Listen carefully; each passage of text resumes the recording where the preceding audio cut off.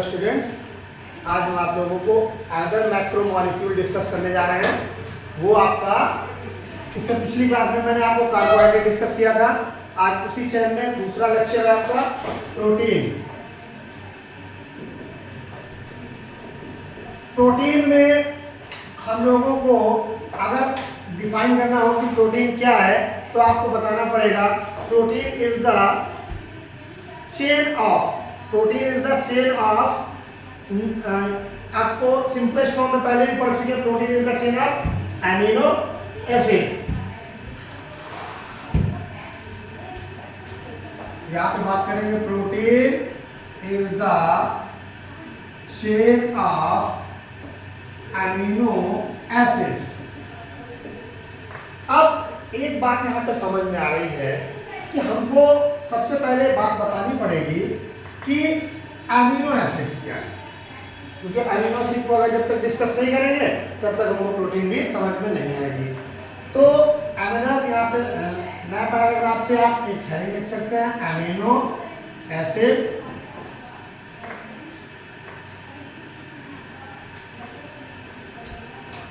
Point पहला बना लीजिए। Amino acid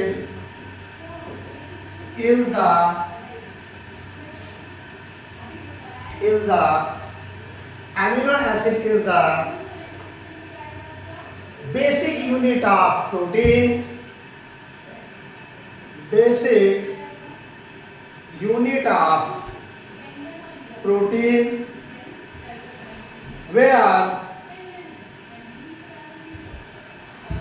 where carbon, hydrogen, oxygen and nitrogen are present. Amino acid is the basic unit of protein where carbon, hydrogen, oxygen and nitrogen are the present. ये तो तुम्हारा हो गया जाके इसका एलिमेंट्स। कुछ ऐसे भी अमीनो एसिड होते हैं जानते हो, वहां पर सल्फर भी पाया जाता है। यहाँ पर लिख सकते हैं sulfur also present in some amino acid। Amino acid को यहाँ पे शॉर्ट फॉर्म में मैं एक भी लिख सकता हूं।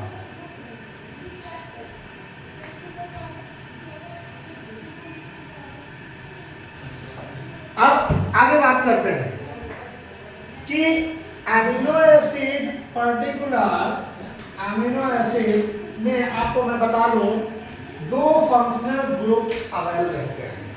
दो फंक्शनल ग्रुप आप प्रेजेंट इन अमीनो एसिड। पहला ग्रुप आपको हम लोग यहाँ पे बोलेंगे अमीन ग्रुप और दूसरा कार्बोक्सिलिक ग्रुप।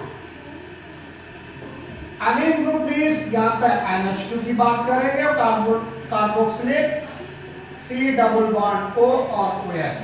अगर इसको बॉन्ड फॉर्म में लिख रहे हैं तो हम लोग इसको भी बॉन्ड फॉर्म में ही ऐसे लिख सकते हैं। ओवरऑल अगर देखा जाए तो ऑर्गेनिक कंपाउंड के बेस में हम लोग अमीनो एसिड की बहुत सारी नंबर्स हैं। Approx 300 amino acid are verified.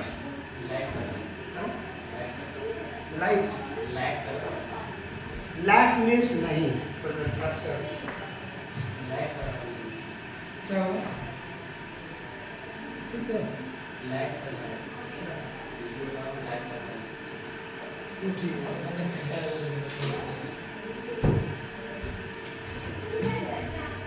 हम लोग डिस्कस कर रहे थे कि पहला अमीन ग्रुप है NH2 और दूसरा कार्बोक्सिलिक C डबल बॉन्ड यहाँ पे O और OH। आप लोगों को मालूम है कि अमीनो एसिड प्रोटीन की एक समझ लो यूनिट है, तो हमको ये भी जानकारी होनी चाहिए कि अमीनो एसिड्स की टोटल नंबर आप अप्रॉक्स 300 तक आइडेंटिफाइड है। कितनी आइडेंटिफाइड है? 300। लेकिन बेसिकली यहाँ पर 20 amino acids are responsible for protein के लिए। बहुत सारे अमीनो एसिड में अगर 20 की बात करें तो वो इंपॉर्टेंट है। इनमें से भी अगर मैं डिफाइन करूं तो 10 जो है इनको हम लोग बोलते हैं इसेंशियल और 10 को बोलेंगे non essential. 10 amino acids acids are essential and 10 amino acids are non-essential. Non-essential means ये नहीं है कि वो essential नहीं है, आप ऐसे भी लिख सकते हैं कि 10 non-essential which manufacture in our own body. Non-essential मतलब जिनका फॉर्मेशन या मैन्युफैक्चरिंग अपनी बॉडी इनसाइड में खुद हो जा रहा है, और जो 10 इसेंशियल हैं ये आपको आउटसाइड द बॉडी, यहाँ पर आउटसाइड बॉडी इनटेक करने पड़ेंगे, यहाँ आउटसाइड बॉडी का इनटेकिंग। अब ये 20 अमीनो एसिड्स ये हो गया। अब यहाँ पे इंपॉर्टेंट क्वेश्चन नीट वगैरह में क्या बनता है, देखो पहले समझ लिया नीट के कॉर्नर से, अगर मेडिकल के कॉर्नर से समझे तो पहले पूछेगा प्रोटीन की यूनिट क्या है, अमीनो एसिड। अमीनो एसिड की टोटल नंबर अप्रॉक्स अपने आइडेंटिफाइड, उसमें से जरूरी कितने हैं 20, इसेंशियल और नॉन इसेंशियल की संख्या 10 और 10। इनके एग्जांपल में भी आगे अभी मैं बता दूंगा। नॉन इसेंशियल का मीन्स क्या है, विच मैन्युफैक्चरिंग आवर बॉडी, अपने आप खुद बन रहे हैं तो इसलिए नॉन इसेंशियल है। बाकी जो 10 इसेंशियल है वो आउटसाइड द बॉडी इनटेक करने पड़ते हैं, वो भी खाने में, फूड के फॉर्म में, फूड से ही तो मिलेंगे हमको, ठीक है। नेक्स्ट लाइन, एक सिंपल अमीनो एसिड का हम लोग चाहें तो स्ट्रक्चर भी बना सकते हैं, इसको रफ कर लें। एक सिंपल अमीनो एसिड का अगर स्ट्रक्चर हम बनाए तो आपको मैंने एक बात बताई है कि किसी भी अमीनो एसिड में आपका एक ग्रुप एमाइन ग्रुप और दूसरा कार्बोक्सिलिक ग्रुप प्रेजेंट रहता है, बाकी का तो लगभग सब सेम रहता है ऐसा अगर उसका कोड देखा जाए, लेकिन वहां पे जो एल्किल ग्रुप वाला जो एंगल होता है उस ग्रुप पर हम लोग वैल्यू या एल्किल में मेथिल, एथिल, हाइड्रोक्सी मेथिल और भी कोई कंपोनेंट यूज कर सकते हैं। तो बेसिक फॉर्म में अगर देखें,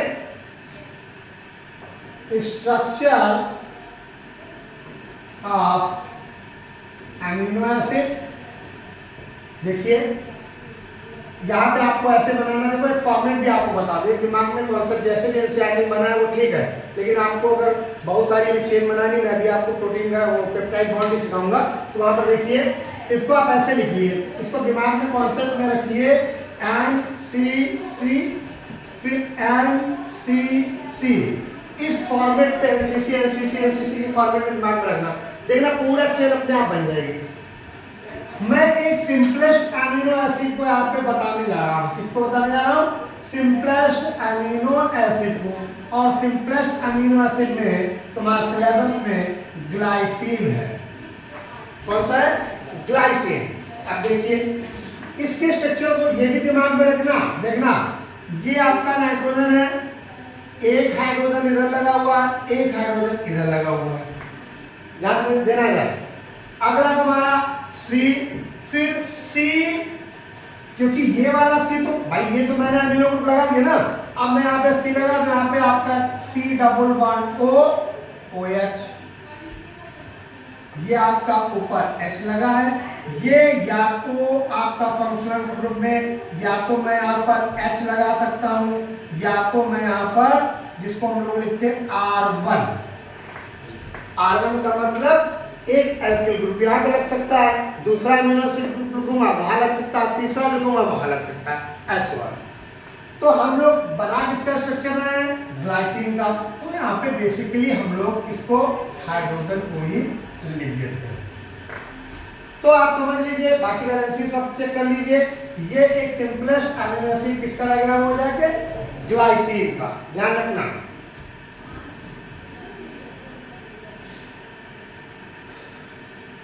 अगर मुझे दूसरा बनाना हो, दूसरा इससे ऊपर आप दूसरा अमीनो एसिड जिसको हम लोग बोलते हैं एलानिन, ये दोनों आपके एनसीईआरटी में तीनों दिए हैं, इसलिए स्ट्रक्चर के बेस में नीट में हर हाल में क्वेश्चन पूछ देता है। यहाँ